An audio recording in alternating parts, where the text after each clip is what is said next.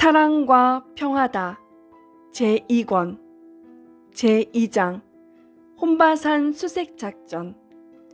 매, 환난, 고통을 통한 위기모면. 하나님은 자기를 섬기며 사랑하는 자에게 하나님의 전지전능하심을 믿고 절대로 지켜주심을 믿고 행하는 자에게 더욱 그 능력을 나타내 행하신다. 그리고 그들을 평생 지켜주신다.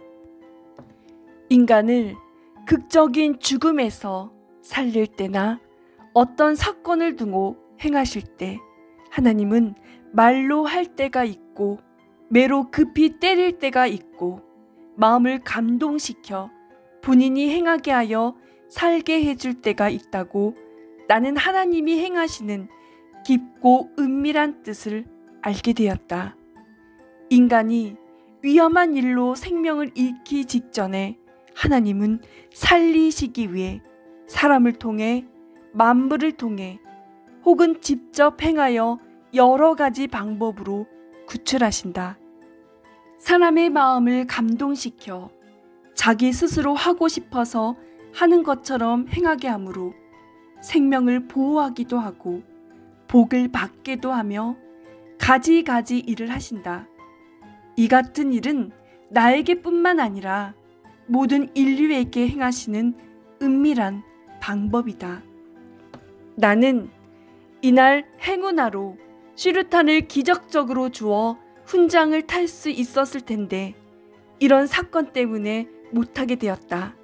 그러나 훈장 수천 개보다 천하를 주고도 바꿀 수 없는 생명을 얻었고 적는 자의 기적의 은혜를 받은 날이었다. 누구한테 이 이야기를 해주어도 감동을 받고 자신도 보호해 주신다는 것을 깨닫게 하는 내 인생의 위대한 보물의 말씀이 되었다. 자기가 늘 쓰는 물건도 처음 살 때는 귀중하다는 것을 알다가 한동안 가면 귀중한 줄을 모른다. 내 몸도 늘 내가 쓸 때는 귀중한 줄을 몰랐는데 꼭 죽을 몸이 다시 살아난 후에 쓰게 되니 너무 귀중하다는 것을 절감하게 되었다. 이때부터 나는 내 몸이 귀한 것임을 1000배, 10,000배 더 깨닫고 또 명예와 권세 그리고 세상 부귀영화나 사랑보다 더 귀한 것이 생명임을 깨닫고 먼저 생명에 지장이 없는지 철저하게 생각해보고 행하는 삶으로 뒤바뀌었다. 사람들은 생명을 먼저 생각하지 않고 부귀영화, 사랑, 권세, 물질을 먼저 생각하다가 그 귀한 생명을 너무 값없이 빼앗길 때가 많다는 것을 우리는 살면서 너무나도 많이 보아왔다. 나도 이날 내가 수류탄을 줄 것만 같다는 영감이 와서 수류탄을 줄 생각만 했지 생명을 생각하지 않았던 것이다. 그날 나는 무덤으로 내려가는 날이 될 뻔했지만 내가 믿는 자가 살려주시어 무덤 후문으로 다시 나오는 기적이 일어났다. 모든 사람들에게 이 사실을 전하며 인간과 하나님의 관계를 깨우쳐 주었다. 나와 똑같은 처지는 아니지만 세상 모든 사람들을 하나님은 각양각색으로 죽을 고비에서 살려주셨다. 6일 동안 수행한 작전이 무사히 끝났으니 아무리 전과가 없다고 하여도 또 작전을 하여 전과를 세우겠다고 욕심을 부리고 재수색 작전을 해서는 안 될 일이었다. 순리를 벗어나 영리로 하니까 영리적인 불행이 오게 되었다. 다행히 하나님께서 함께 하심으로 인해 인명사고 없이 놀라기만 하고 끝나게 되었지만 그렇지 않았으면 나와 10여 명의 전우들의 생명이 끝날 뻔한 날이었다. 인간이 살아가는 데 있어서 영리는 불행, 순리는 형통이다. 일에 있어서 처음도 중요하지만 끝이 중요하다. 끝을 어떻게 하느냐에 따라 그 일의 운명이 좌우된다. 지혜의 잠언 제39집 211. 휴거를 위해 성자가 떠나시기 전에 성자 사랑의 해를 선포하시고 극적으로 역사하고 도우시며 말씀을 주시고 은혜를 주시고 함께 주시는 때다. 212. 때가 지나면 도움이 사라진다.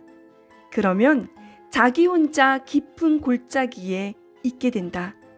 혼자 있으니 사탄과 악한 자들이 가까이 와서 덮친다. 이를 깨닫고 성자가 도울 때 어서 해라.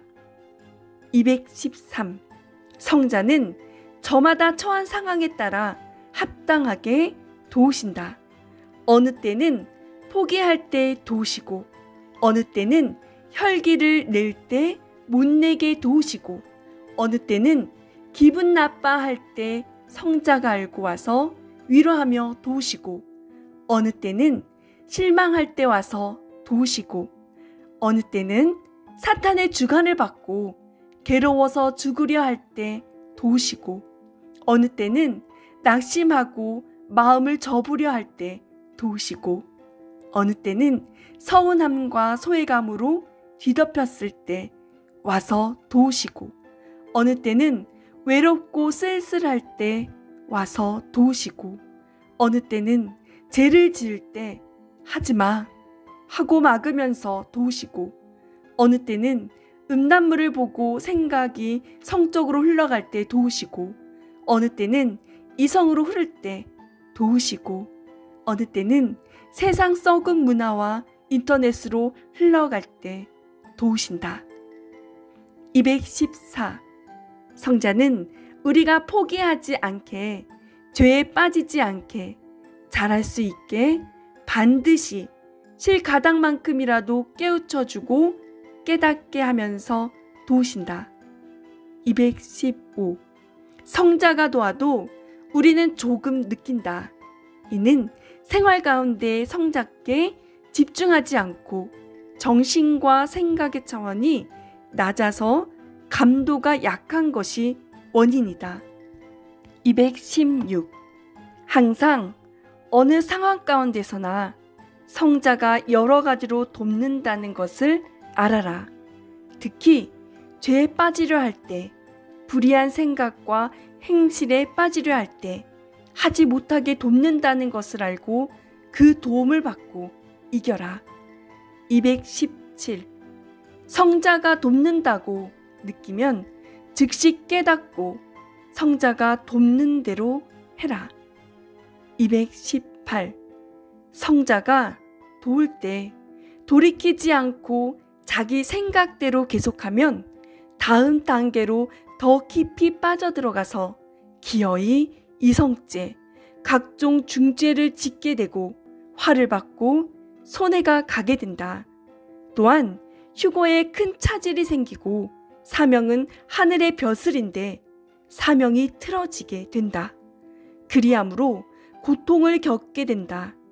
그러면서 왜 내가 이렇게 되도록 나를 안 도와줬지? 하며 교육자를 원망하고 관리자를 원망하고 형제를 원망하고 성자를 원망하고 선생을 원망하고 모두 다 믿게 보면서 원망하고 서운함으로 주관을 돌리고 각종 불의한 것을 행하며 스트레스를 푼다. 219. 시험에 들어 혼자 있을 때에는 누구와도 안 통하고 소식을 끊으니 사람을 보내어 도울 수가 없다. 그러니 이때 성자는 특별히 누구를 보내서 돕지 않고 개인을 깨우쳐 주시고 느끼게 하시고 감동되게 하시고 꿈에도 보여주며 깨닫게 해주신다. 220. 내가 시험에 빠져 있을 때 성자와 분체가 너를 구하기 위해 내 옆에 와서 말씀하며 도우시니 마음으로 깨닫고 감동으로 깨달아 듣고 이겨라. 그리고 즉시 실천할게요.